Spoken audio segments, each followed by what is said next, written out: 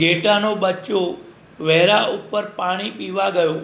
થોડેક દૂર એક વરુ એ જ વહેરાના પ્રવાહમાંથી પાણી પીતું હતું.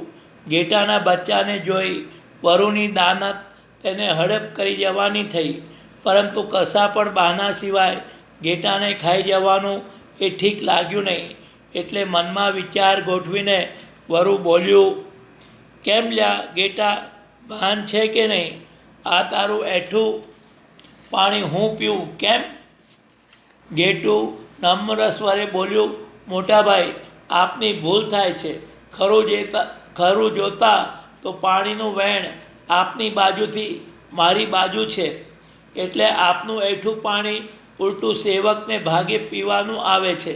તરત જ વરુએ ફેરવી તોડતા કહ્યું, અલ્યા, આટલી બધી તુમાખી? હા, હવે મને યાદ આવ્યું. વરસ પહેલાં તું એક દાડો મને ગારો ભાંડીને ભાગી ગયું તું.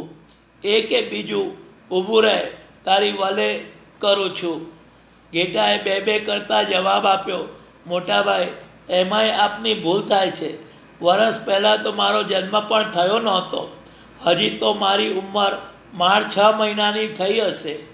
ઘેટા પર તરાપ મારવા માટે તત્પર બનીને વરુ બોલ્યું, એ તો તું નહીં હોય તો તારો બાપ હશે. હું આજે તને છોડવાનો નથી. તો વરુ છલાંગ મારીને ઘેટા પર કૂદી પડ્યું અને જોતજોતામાં એને ફાડી નાખ્યું. સીતમગરને કોઈ કાયદો નડતો નથી.